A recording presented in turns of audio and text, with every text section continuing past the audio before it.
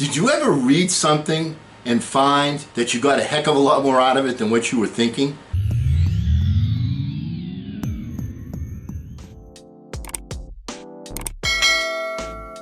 Hello again, everyone. I'm Eli's dad with Project Eli, where we educate, lead, and inspire. And I had just such an experience when I was reading an article by Alyssa Atkinson. And the title of her article was, Why You Should Run Twice a Day. It's not as crazy as it seems. Now, those of you that have seen my channel know that I relate everything to personal development. So what do you suppose I was thinking when I saw the article, Why You Should Run Twice a Day? So before I even started reading the body of the article, my goodness, I already knew what I was hoping to find, and I got even more than I was expecting. One of the things that is critical for you to be a success is that you give yourself some quiet thinking time 2 times a day.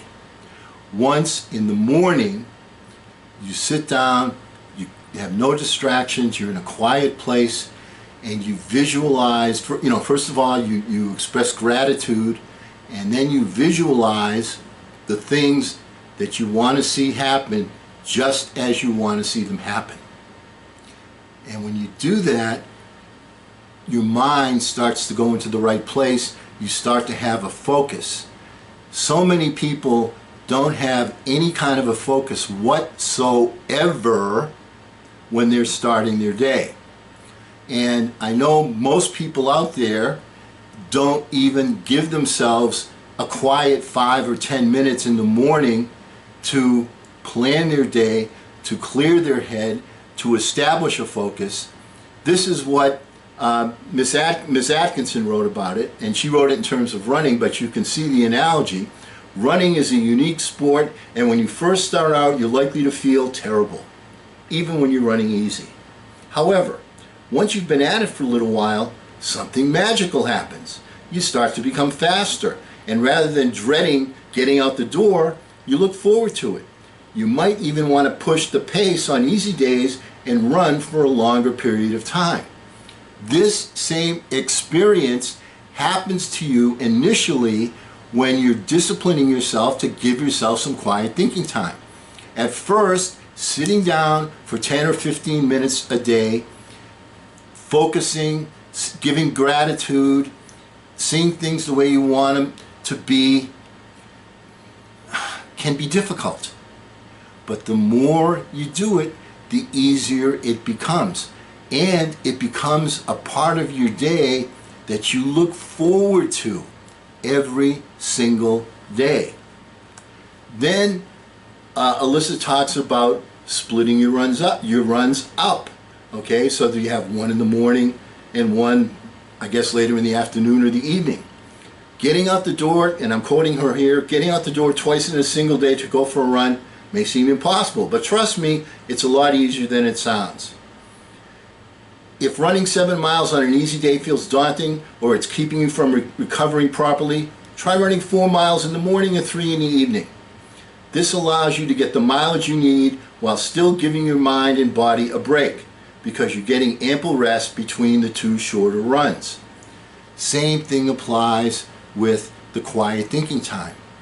It's so critical that in that final 5 minutes before you cross the border from consciousness to sleep, that you re-visualize the things that you want, especially the things you want for the next day, but also your long-term goals. Why is that so important? Because when you have that thought and you send that vibe into the universe, it allows the universe to help you. And you only want to think about the end result. If you're running, you only want to see yourself in shape. All right? So why is this the case? Well, if you put limits on how you're going to get there, if you say, well, when I go out and run, I'm going to put weights on, or I'm going to wear this clothing or that clothing, or I'm going to run up and down these hills, don't put limits or conditions on how you're going to achieve, because when you do that, the infinite mind also focuses on the limits and conditions that you give it. So don't handcuff the infinite mind by giving it limits or conditions. Allow the infinite mind to think out of the box for you and to give you some ideas. And when you do this every day, once again, once in the morning, get yourself focused. Once in the evening, get the word out there. Allow the infinite mind to give you some input. And the input will come in many ways, as we said many times. It'll come as, just something that you think about. You'll see a billboard. You'll have, everything will start to remind you of achieving your particular objective. And when you do that, you'll put those things together. The infinite mind has planted that seed, but you've got to water it and you've got to give it sunlight. And the way to do that is by having 2 separate times during the day, once in the morning for 10 or 15 minutes, and once at the end of the day in that final 5 minutes before you cross the border. Make sure you get your passport stamped so that the infinite mind will allow you entry into its country, so that you'll be able to take advantage of the out-of-the-box thinking, because the infinite mind has no limits, has no conditions, and will give you some ideas as to how to get your burning desire achieved. This is a critical step that successful people know. Why this works? I don't know exactly why it works, but it works.